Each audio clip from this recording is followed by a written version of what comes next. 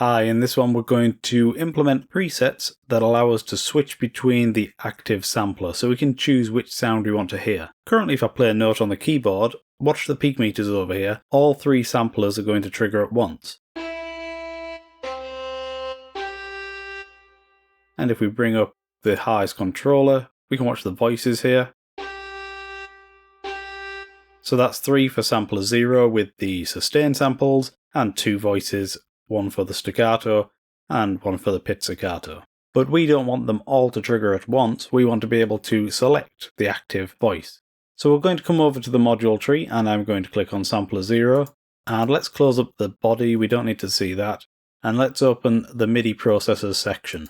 And I'm going to come to the plus button here, and this section is where we can add scripts to our sampler to do various things. And since this course isn't focused on scripting, we're not going to write a script ourselves, we're going to use one of the pre-built ones.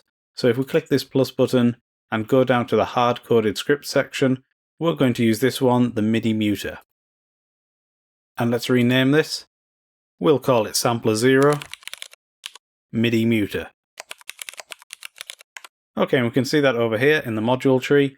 Let's unlock the module tree for editing, and I'm going to add a Midi Muter to sampler 1, and I'm going to add one to sampler 2.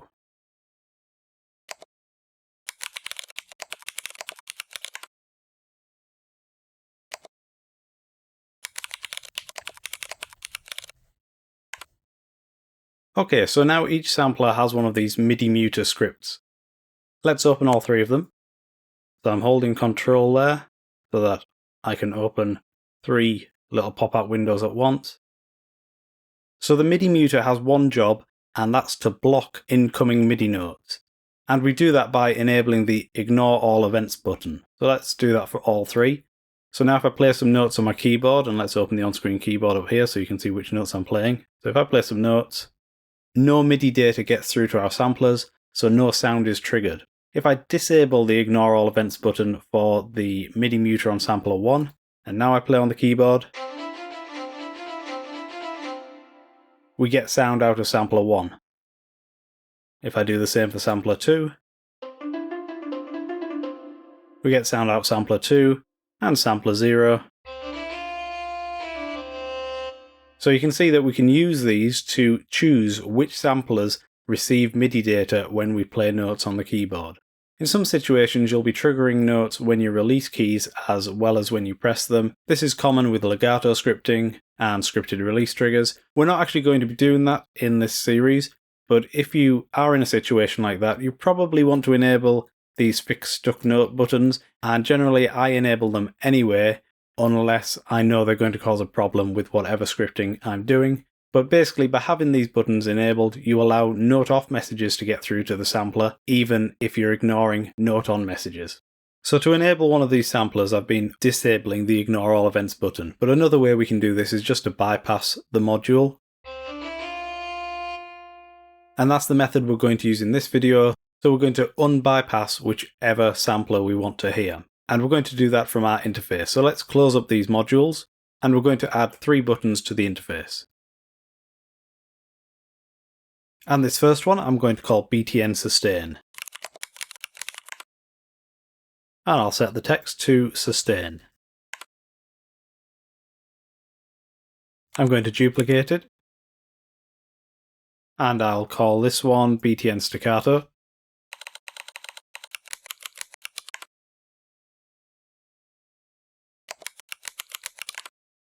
And I'll duplicate this one. And I'll call it BTN Pizzicato.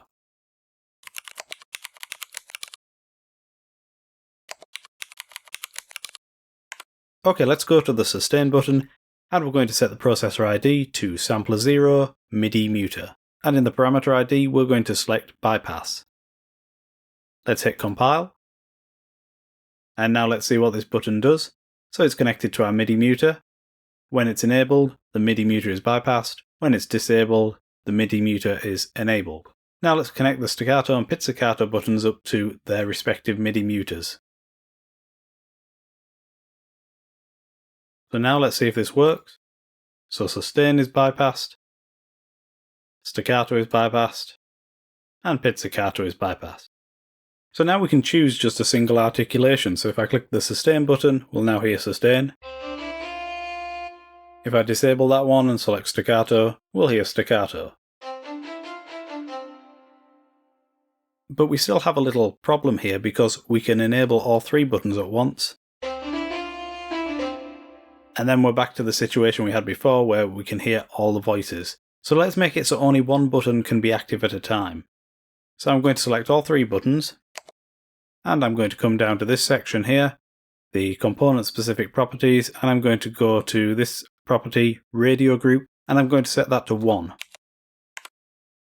So you can use any number in here that isn't 0, and this will group the selected buttons into what's called a radio group. And all it means is when a set of buttons are grouped, only one of those buttons can be active at a time. So you can see as I enable a button, the others are disabled. So now we have a neat little way to select the active articulation.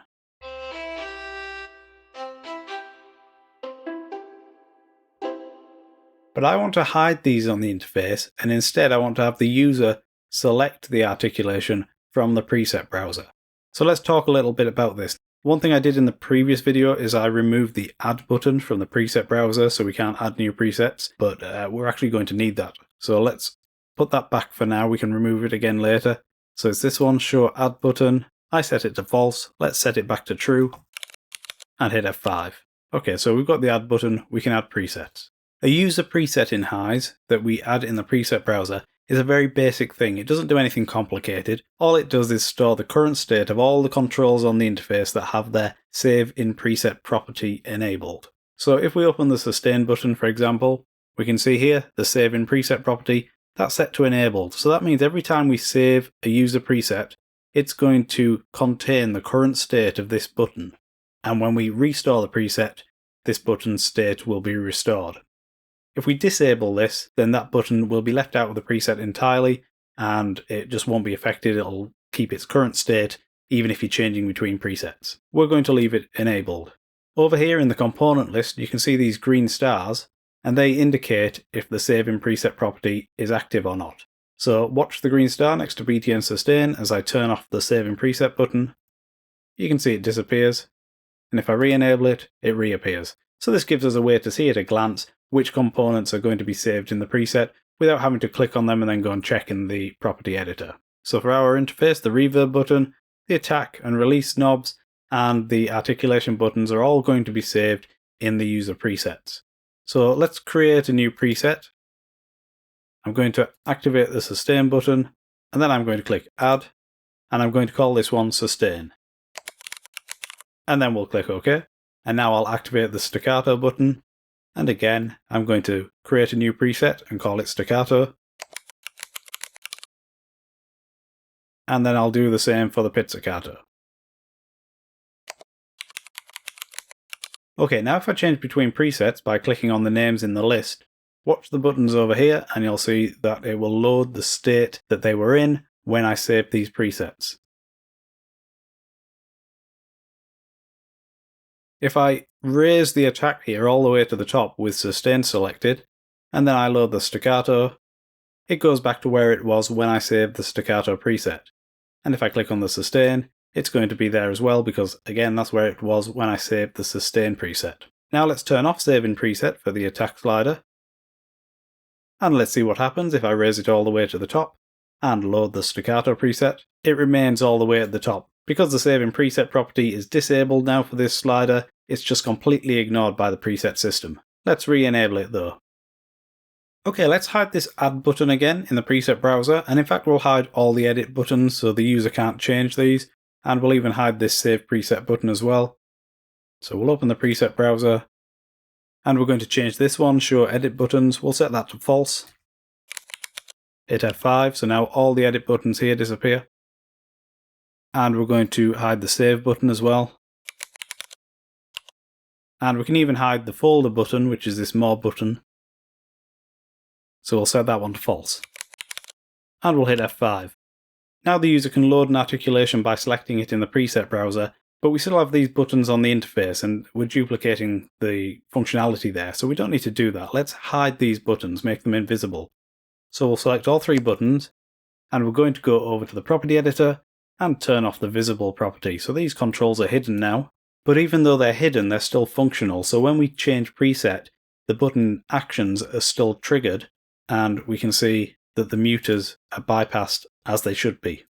Now, in a real-world project, you're probably not going to change articulation by changing preset. You'd probably use this more for changing between different instruments within the same plugin. For changing articulation, you're more likely to use key switches, but to implement key switches in HISE requires some scripting, so that's why I've left it out and we've gone with this preset method. But if you do find yourself drawn to the scripting side of HISE, setting up key switches isn't too difficult, and it's a nice, easy, beginner-level thing to do. However, if you're just making simple little instruments like this, then using the preset system to switch between articulations or any sound sets is a perfectly legitimate thing to do and avoids you having to get into the scripting side of things. So this concludes the Rustic Violin project. We've set up a nice little instrument here with 3 articulations using 2 different methods to control dynamics. We've had dynamic crossfades and we've got velocity crossfades. We've learned how to use the mapping editor, how to add modules and build out a module tree, and we've done some fancy stuff on the UI. We also learned about the preset system and how to connect controls on the front end to the modules in the back end. I hope this has been useful and gives you a good starting point for building out your own instrument projects. The next project we're going to build is a nice little effect using script node, so head over to the next video and we'll get started.